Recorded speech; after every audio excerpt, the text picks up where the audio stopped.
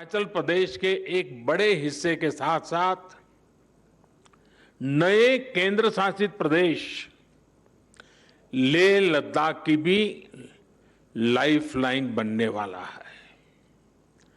अब सही मायनों में हिमाचल प्रदेश का ये बड़ा क्षेत्र और लेह लद्दाख देश के बाकी हिस्सों से हमेशा जुड़े रहेंगे, प्रगति पथ पर तेजी से आगे बढ़ेंगे। इस टनल से मनाली और केलोंग के बीच इसकी दूरी 3-4 घंटे कम हो ही जाएगी।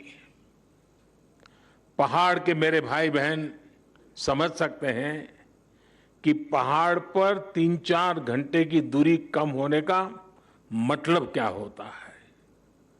साथियों, लेह लद्दाख के किसानों, बागवानों, युवाओं के लिए भी अब देश की राजधानी दिल्ली और दूसरे बाजार तक उनकी पहुंच आसान हो जाएगी, उनका जोखिम भी कम हो जाएगा। यही नहीं, ये टनल देवधरा हिमाचल और बुद्ध परंपरा के उस जुड़ाव को भी सशक्त करने वाली है जो भारत से निकलकर आज पूरी दुनिया को नई राह, नई रोशनी दिखा रही है। इसके लिए हिमाचल और लेह लद्दाख के सभी साथियों को बहुत बहुत बधाई। साथियों, अटल टनल भारत के बॉर्डर इंफ्रास्ट्रक्चर को भी नई ताकत देने वाली है। ये विश्व स्तरीय बॉर्डर कनेक्टिविटी का जीता जागता प्रमाण है।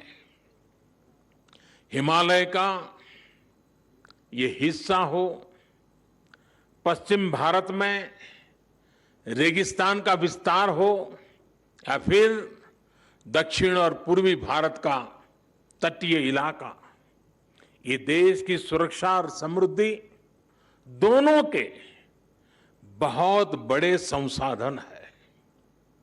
हमेशा से इन क्षेत्रों के संतुलित और संपूर्ण विकास को लेकर यहां के इंफ्रास्ट्रक्चर को बेहतर बनाने की मांग उठती रही है, लेकिन लंबे समय तक हमारे यहां बॉर्डर से जुड़े इंफ्रास्ट्रक्चर के प्रोजेक्ट या तो प्लानिंग के स्टेज से बाहर ही नहीं निकल पाए, या जो निकले वो अटक गए, लटक गए, भटक गए।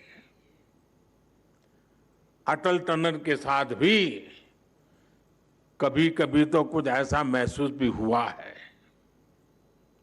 साल 2002 में अटल जी ने इस टनल के लिए अप्रोच रोड का शिलान्यास किया था। अटल जी की सरकार जाने के बाद जैसे इस काम को भी भुला दिया गया। हालत ये थी कि साल 2013-14 तक टनल के लिए सिर्फ 1300 मीटर यानी 1.5 किलोमीटर से भी कम काम हो पाया था। एक्सपर्ट बताते हैं कि जिस रफ्तार से अटल टनल का काम उस समय हो रहा था, अगर उसी रफ्तार से काम चला होता तो ये सुरंग साल 2040 में जाकर के शायद पूरी होती। आप कल्पना करिए, आपकी आज जो उम्र है उसमें 20 वर्ष और जोड़ लीजिए, तब जाकर लोगों के जीवन में ये दिवस आता, उनका सपना पूरा होता। जब विकास के पथ पर तेजी से आगे बढ़ना हो, जब देश के लोगों के विकास की प्रबल इच्छा हो, तो रफ्तार बढ़ानी ही पड़ती है। अटल टनल के काम में भी 2014 के बाद अभूतपूर्व तेजी लाई गई। बीआरओ के सामने आने वाली हर अड़चन को हल किया गया। नतीजा यह हुआ कि जहां हर साल पहले 300 मीटर सुरंग बन रही थी, उसकी गति बढ़ाकर 1400 मीटर प्रति वर्ष हो गई। सिर्फ 6 साल में हमने 26 साल का काम पूरा कर लिया। साथियों, इंफ्रास्ट्रक्चर के इतने अहम और बड़े प्रोजेक्ट के निर्माण में देरी से देश का हर तरह से नुकसान होता है। इससे लोगों को सुविधा मिलने में तो देरी होती है, इसका खामियाजा देश को आर्थिक स्तर पर उठाना पड़ता है।